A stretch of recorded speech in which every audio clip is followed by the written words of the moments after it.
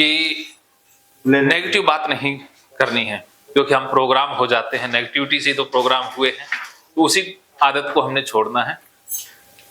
कोशिश कीजिएगा। और मन में आएंगी बहुत सारी बातें आती हैं, क्योंकि मानव मन का स्वभाव है कि वो प्रोग्राम हो जाता है, वो कंडीशनड हो जाता है, वो ट्रेंड हो जाता है। हमने अपनी भी ट्रेनिंग बदलनी है। जब हम खुद की ट्रेनिंग बदल पाएंगे तभी हम दूसरों की ट्रेनिंग बदल पाएंगे। तो मैं अपना एक छोटा सा परिचय दे देता हूं।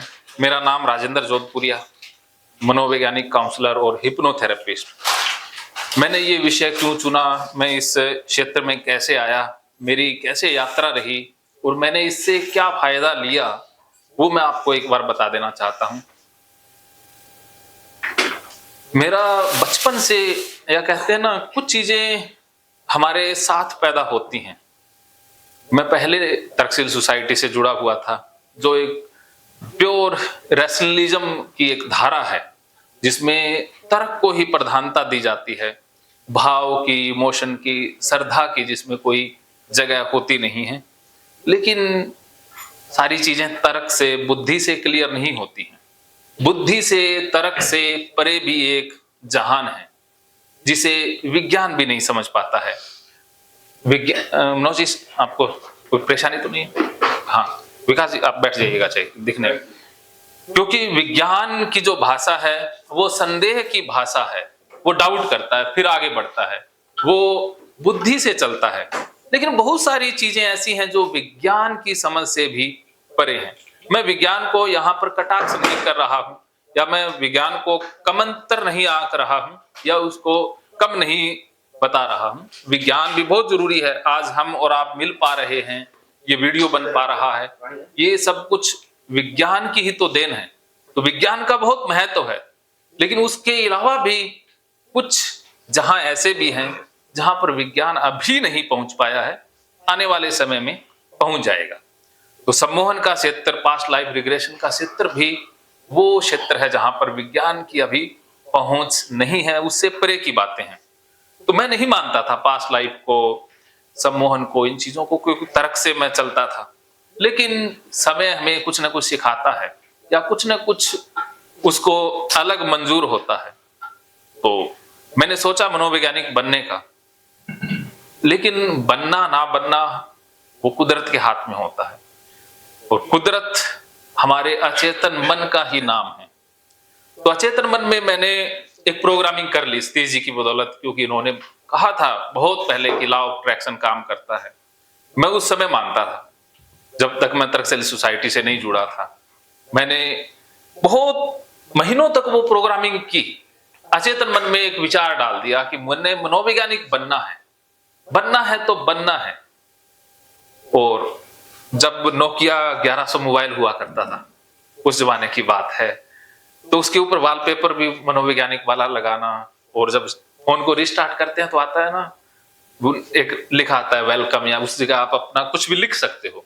तो वहां पर मैंने वो लिख के रखा था, you are the great psychologist.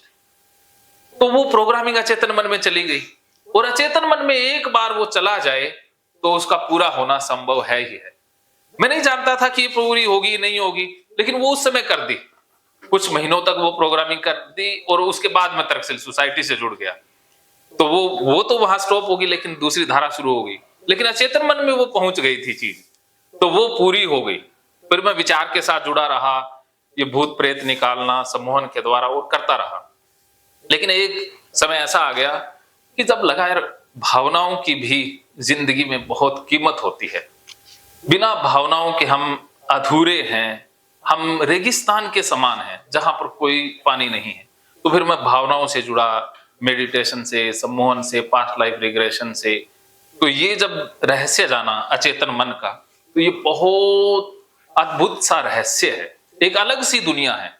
हम जो आज तक मानते आए हैं, जिसे सच मान रहे हैं, हो सकता है कि वो सच हो ही ना, सच उससे अलग हो। तो जब हम अपने मन के द्वारों को खोलते हैं तो संभावनाओं के दरवाजे फिर खुल जाते हैं। तो हमने 2 दिन के लिए मन को खुला छोड़ देना है। इसके जो ढक्कन लगे हुए ना, परंपराओं के, जाति के, धर्म के, देश के, तो बचपन से बहुत कुछ सिखा दिया गया है। उस कारण से इसके अंदर ये ढक्कन लग गए हैं, बंद हो जाता है, तो हमने खुला छोड़ना है। कोई भी उसके ऊपर क्रिटिकल एनालिसिस नहीं करना है कि जो बताया जा रहा है वो सही है या गलत, उसको बस अंदर तक जाने देना है। क्योंकि ये गलत सही का फैसला कर करके ही तो हम बहुत सी शारीरिक मानसिक परेशानियों को न्योता दे देते हैं। तो ये मेरी जर्नी रही। तो मैंने साइकोलॉजिस्ट बनने का बीज डाल दिया, अर्थात सेल्फ हिप्नोटाइज कर लिया था, तो वो तो पूरा हो गया। उसके बाद फिर मैं किसी और क्षेत्र में जाना चाहता था, लेकिन कुदरत को कुछ और ही मंजूर था। क्योंकि कई बार चुनाव हम नहीं करते, कुदरत कर लेती है। तो कुदरत के प्रति हमें समर्पित हो जाना है, और कुदरत से बड़ा कोई सम्मोहक नहीं है। और जब हम कुदरत के बंदे हो जाएं, चाहे उसे आप वाहेगुरु, अल्लाह, भगवान या कुछ भी कह लो, उसे समर्पण कहते हैं। और समर्पण से ही तो सारी चीजें आती हैं। क्योंकि तर्क बुद्धि से हम अपना दिमाग लगाते हैं, हम सोचते हैं कि मैं कर सकता हूं, मैं करूंगा, हमारे अंदर एक कर्ता भाव, ईगो भाव प्रबल हो जाता है। और वो चीजें कुछ देर तक चलती भी हैं, विकर्ता भाव से हम चलते रहते हैं, कुछ कर लेते हैं, लेकिन जो असली चीज है ना, वो मिस हो जाती है।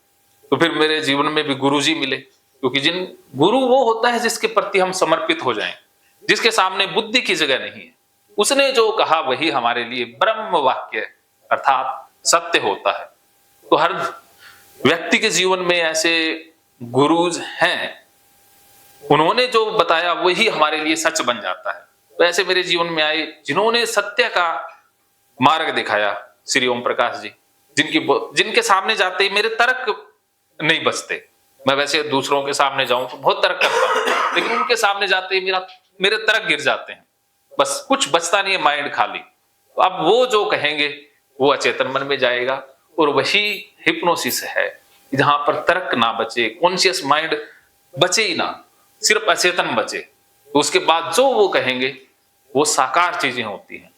तो यही मेरी यात्रा रही। उसके बाद फिर मैं मानसिक रोगों के इलाज के क्षेत्र में आया, तो डिप्रेशन, ओसीडी या बहुत सी परेशानी, उनका इलाज करता रहा, 5-6 हजार लोगों को ठीक किया। फिर लगा कि हमें ऐसा करना चाहिए कि इंसान को खुद का डॉक्टर, खुद का काउंसलर खुद ही बना देना चाहिए। हम कितने दिन इलाज करेंगे किसी का, आखिर में तो एक बार कर दिया, लेकिन उसकी जो प्रोग्रामिंग है, उसका मन का जो सिस्टम नहीं बदला, तो वो फिर से बीमार हो जाता है। तो हाँ जी, ओसीडी क्या चीज है? वो आगे आएगा जब बात करेंगे। तो फिर से वो बीमार हो जाता है, तो क्यों ना उसको ही ट्रेन कर दें, मन की प्रोग्रामिंग, मन के रहस्यों को उसको ही सिखा दें, तो वो खुद का भी इलाज कर लेगा, और साथ में आसपास के लोगों का भी वो भला करेगा। तो इसलिए फिर मैंने ये सेल्फ हिप्नोसिस और पास्ट लाइफ रिग्रेशन की ट्रेनिंग देने का मिशन स्टार्ट किया है। और आज आप सभी इस मिशन में भागीदार बन रहे हैं, सहयोगी बन रहे हैं। तो मैं आप सभी का तहे दिल से धन्यवाद करता हूं। आप बहुत सारी इच्छाएं लेके आए हैं, सभी ने बताया कि हम सीखना चाहते हैं, कुछ करना चाहते हैं। तो सबसे पहले तो जो सीखोगे उसका असर आपके खुद के ऊपर आएगा। जो आप हिप्नोसिस सीखोगे, इसका असर सबसे पहले आपको खुद पर दिखेगा, दूसरों पर तो बाद में दिख ही जाएगा। जब हमारे अंदर, खुद के अंदर चेंज आएगा तो सब में चेंज आएगा। तो आपने पूछ लेना है, इन 2 दिनों के दौरान कुछ भी समझ ना आए, कुछ भी ऐसी बातें हों जो आपके ऊपर से निकल जाएं, तो आपने पूछ लेना है, शर्माना नहीं है। क्योंकि हम पूछते नहीं, हम सोचते हैं कि हम पूछेंगे तो शायद ये लग जाएगा कि इसे आता नहीं है। वो बातें छोड़ देनी है। 2 दिन के लिए बुद्धि को तो छोड़ ही देना है, क्योंकि सम्मोहन में बुद्धि की जगह नहीं है। और जो बुद्धि लगाते हैं ना, वो सम्मोहित होते हैं, और कर तो पाते हैं, वो दूसरों को तो कर पाएंगे, लेकिन खुद नहीं हो पाते हैं। लेकिन जो फायदा असली होना है वो तो खुद को करने में होना है ना। तो वो खुद लाभ से वंचित रह जाएंगे, दूसरों को तो लाभ दे जाएंगे। मैं मानता हूं कि जो बहुत ज्यादा विचारिक है, बुद्धि लगाता है, वो सीख तो लेगा चीजों को और फायदा दूसरों को दे देगा, लेकिन खुद वंचित रह जाएगा। तो मैं ये चाहता हूं कि आपको खुद भी फायदा हो, तो आप बहुत कुछ दे पाएंगे। तो इसलिए दिमाग ना लगाएं, ज्यादा छोड़ दें, समर्पण कर दें। जो बताया जा रहा है वही सत्य है, क्योंकि हमारा जो पहले सुना हुआ ज्ञान, बहुत कुछ हमने जान लिया है, वो आड़े आएगा, वो बीच में कहेगा कि नहीं नहीं, ये जो बंदा कह रहा है ये सही है, गलत है, इसको अंदर जाने देना है, इसको रोक लेना है। तो ये चीज हमें फिर रोक देगी। तो इस भाव में आप रहने की कोशिश कीजिएगा। और मुझे 100% नहीं 1000% पूर्ण उम्मीद है, क्योंकि आप मुझसे मिले हैं, मेरे से परिचित हुए हैं, तो आप में ये समर्पण भाव तो आ ही जाएगा।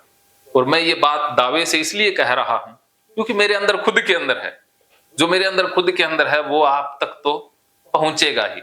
जैसे बहुत से लोग यकीन करते हैं कि हमारा एक ओरा होता है, हमारी एनर्जी का एक फील्ड होता है, इलेक्ट्रोमैग्नेटिक एक फील्ड होता है।